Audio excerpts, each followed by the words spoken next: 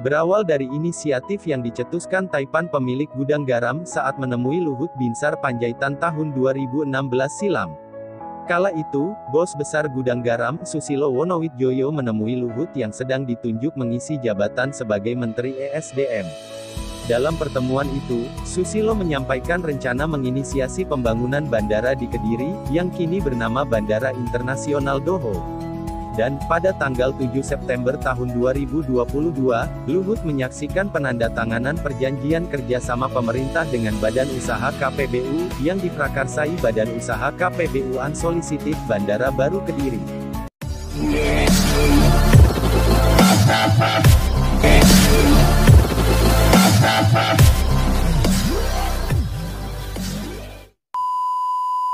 Good job!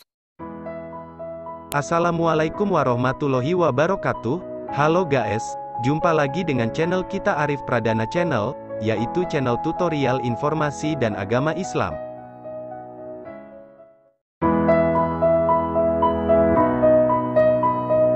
Oke guys, kali ini saya akan berbagi info tentang Bandara Kediri ini dibangun juga bakal layani umroh.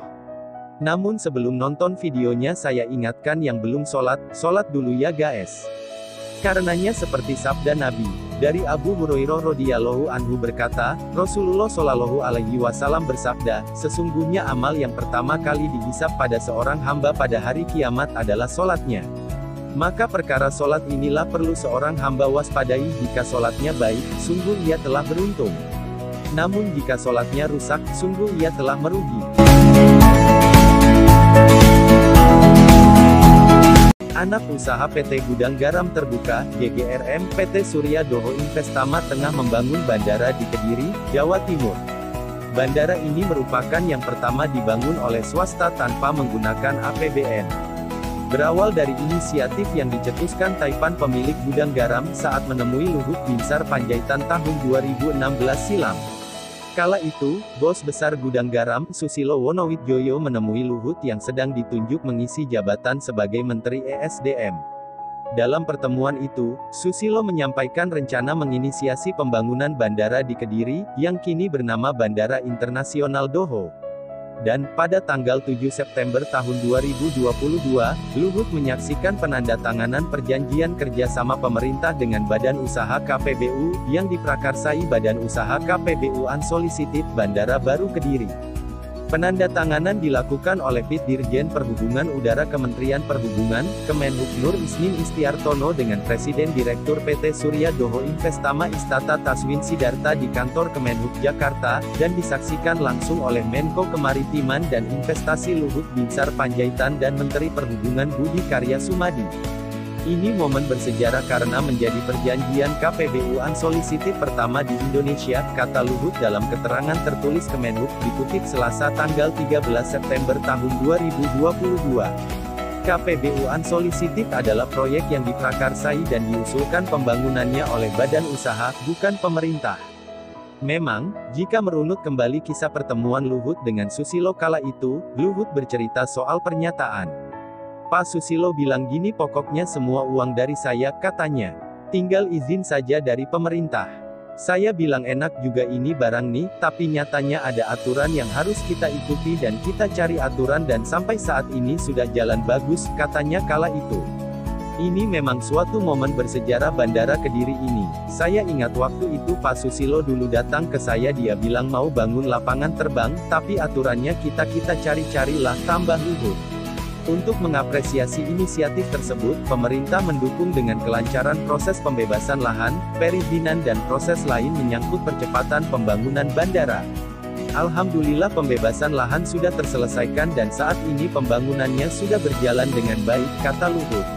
Berdasarkan hasil pengadaan yang telah dilakukan, KSO antara PT Suryo Daha Investama dan PT Angkasa Pura Persero telah dinyatakan sebagai pemenang dengan durasi waktu kerjasama yaitu 50 tahun sejak bandara mulai dioperasikan. Total nilai investasi mencapai 10,8 triliun rupiah. Yaitu, 6,6 triliun rupiah pada tahap 1, lalu 1,2 triliun rupiah pada tahap 2, dan 3 triliun rupiah pada tahap 3. Dengan pembangunan ini kapasitas penumpang bandara untuk tahap 1 mampu menampung 1,5 juta penumpang per tahun, tahap 2 sebanyak 4,5 juta penumpang per tahun, dan tahap 3 bisa 10 juta penumpang per tahun. Bandara ini ditargetkan beroperasi pada akhir 2023, dan dirancang mampu melayani pesawat berbadan lebar, wide body aircraft, sejenis Boeing 777-300ER. Proyek pembangunan Bandara Doho di Kediri bisa menjadi contoh bagi swasta yang lain. Mari kita bangun bersama konektivitas di darat, laut, udara dan kereta api. Kami menyambut baik peran swasta untuk berpartisipasi dan kami akan memberikan regulasi sebaik-baiknya, kata Menhub Budi Karya Sumadi.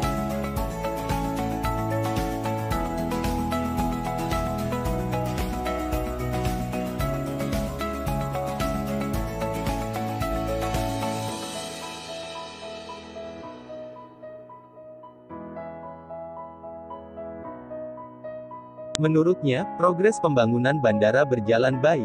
Diharapkan dapat melancarkan konektivitas antar wilayah khususnya di Jawa Timur bagian selatan, serta mendorong tumbuhnya titik ekonomi baru, pariwisata, dan perdagangan. Kita harapkan kehadiran bandara ini dapat memberikan suatu kemakmuran dan kesejahteraan bagi masyarakat di sekitar Kediri, ujar Budi. Hingga bulan Juni tahun 2022, progres pembangunan Bandara Internasional Doho Kediri secara keseluruhan sudah mencapai sekitar 50%. Untuk pekerjaan tanah progresnya telah mencapai 83,16%, pada sisi udara atau airside 15,35%, dan pada sisi darat atau landside 3,06%.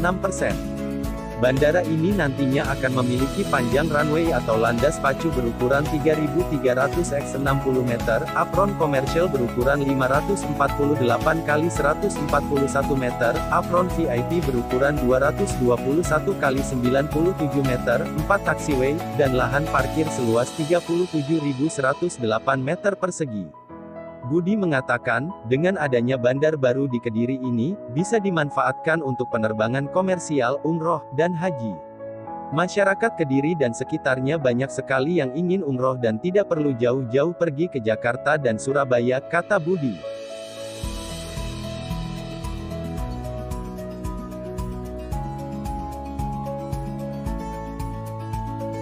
Demikian, semoga informasi ini bermanfaat. Terima kasih dan salam sehat. Wassalamualaikum warahmatullahi wabarakatuh.